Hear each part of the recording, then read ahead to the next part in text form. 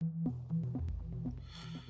today's lesson, we will learn about the lookup functions using an inventory management dataset. Our table includes the following columns: warehouse, product ID, product name, category, stock level, unit cost, lead time, supplier, region, and last restock.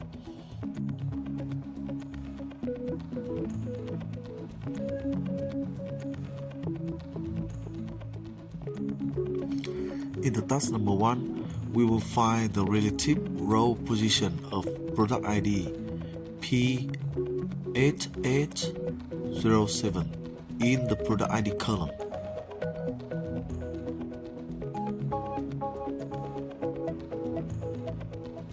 To do this, we use the match function. The first argument is the lookup value, which is P8807.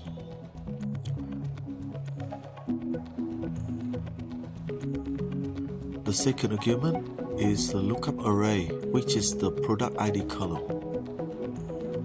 For the last argument, the match type, we choose 0 to perform an exact match. So the result returns 7, meaning that the product ID P8807 is located in row 7, and this result is correct.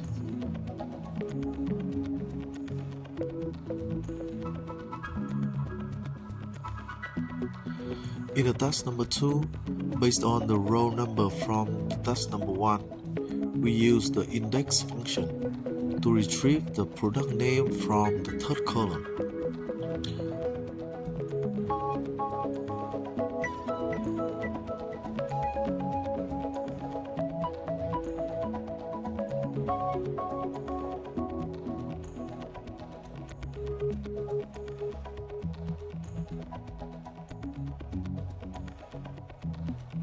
So the first argument is the array, which is the range containing the results we want to return. The second argument is the row number, where we enter 7, which is the result of the task number 1.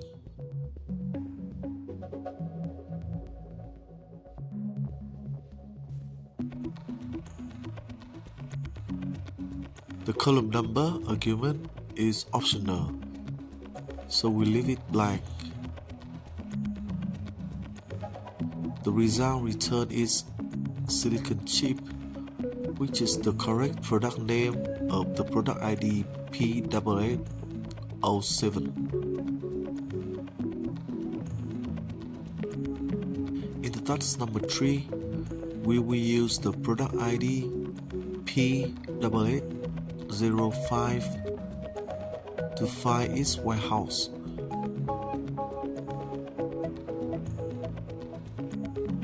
To do this, we use the index function with the warehouse column as the array.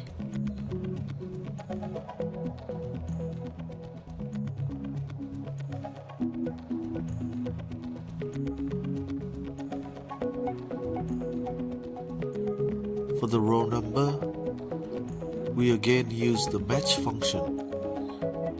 So the lookup value is P8805.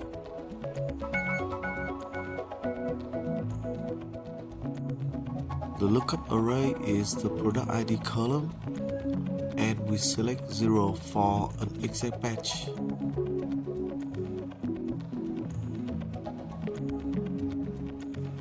So you see, the result returned is North Warehouse, which correctly corresponds to the product ID P8805.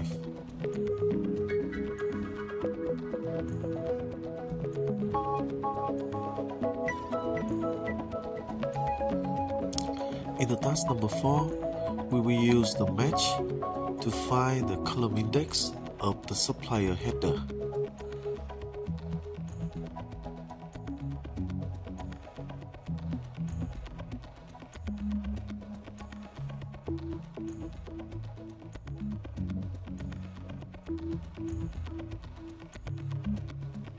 The lookup value is the header cell containing the supplier in the cell H1. So the lookup array is the entire header row, and we choose 0 for an exact match. The result returned is 8, represent for the position of the supplier column within the selected header range.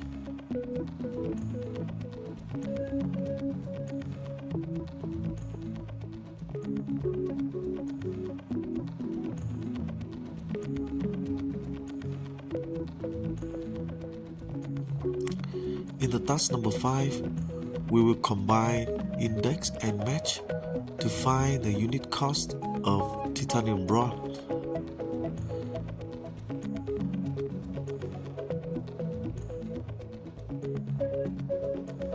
The expected result is 120. First, we set up the index function. The array is the data range from the product name to the unit cost column.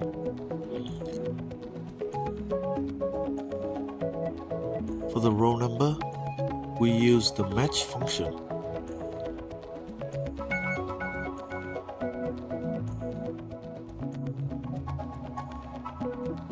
The first argument, lookup value, is the cell containing the titanium rod, which is the cell C2. The lookup array is the product name, and we select 0 for an exact match. For the column number, we count the columns and identify that unit cost is the fourth column relative to the product name. And finally, the result returned is 120, which is correct.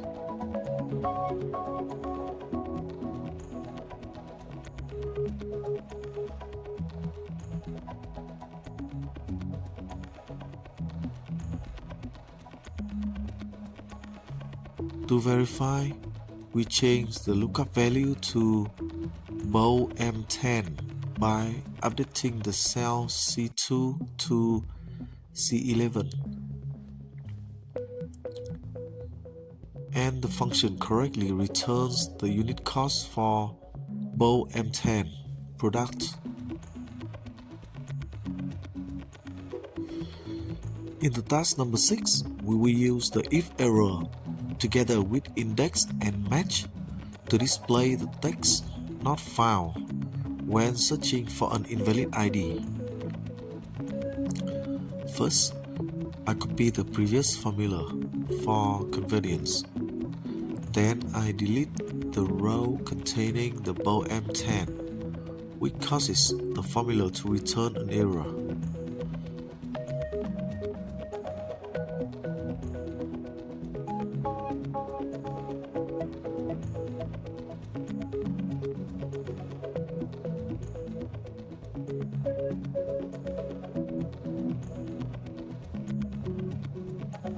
To handle this, we wrap the entire index match formula inside the if error function.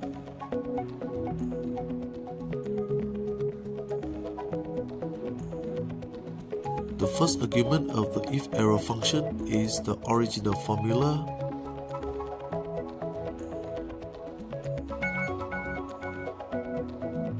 and the second one is the value to return when an error occurs. In this case, we enter not found here.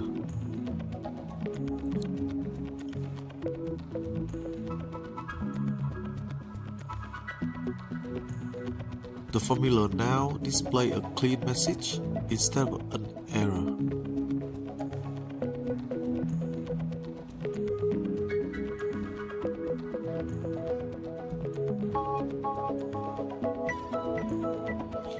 In the task number 7, we will use the match function on the header row to determine which column contains lead time.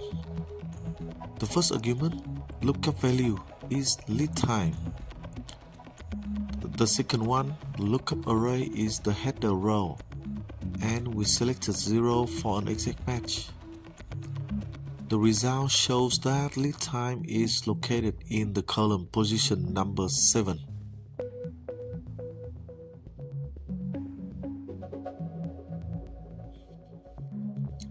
In the task number 8, we will use the index function and two match functions to retrieve a value based on both product name and header name.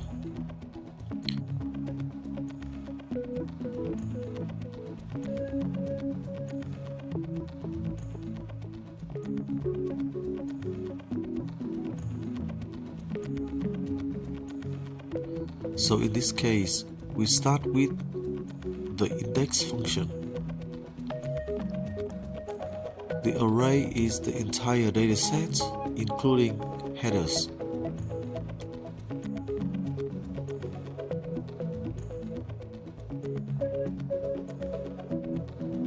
For the row number, we use match function with the lookup value in cell A20, which containing the word titanium rod.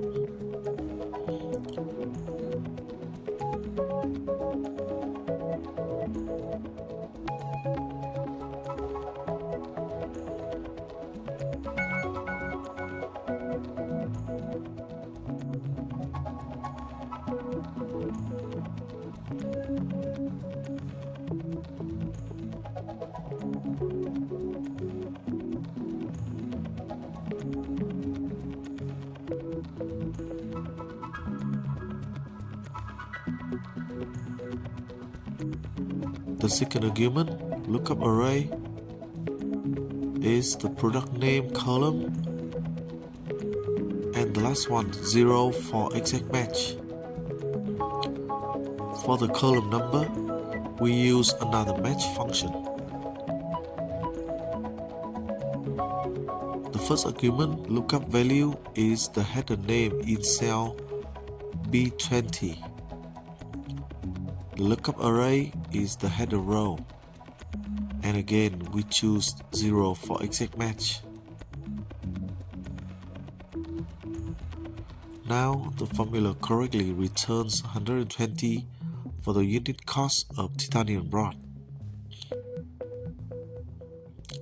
When we change the header name to lead time, the result updates to 15 days, which is correct. So if we change the product name to paint can, the lead time returns 12 days. With this approach, you can build a powerful and flexible lookup system based on a single data table.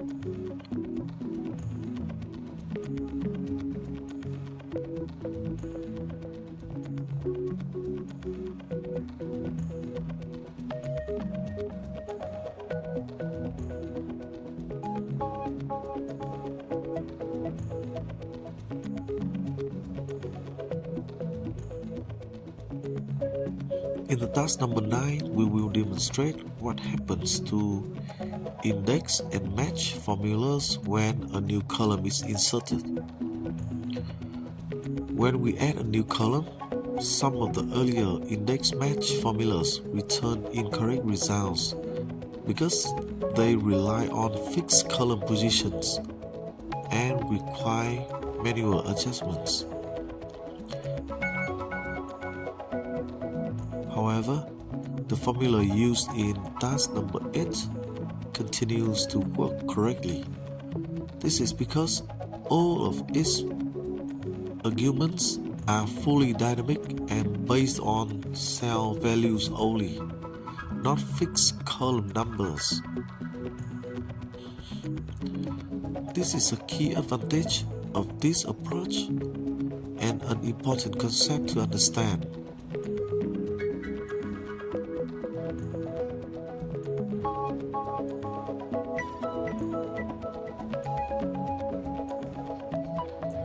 In the task number 10, we will use the match function with a wildcard to find the position of the last entered item in the list. Currently, the table contains 10 rows, so we use the match function with the lookup value as an asterisk inside the double quotes. The second argument, the lookup array, as the data column, and we use -1 as the match type, which represents a greater than search. So you see the result returned is 10. To verify, we delete one row, the result changed to 9. And we delete 2 more rows, the result updates to 7. This technique can be used to count the number of rows in the dataset dynamically.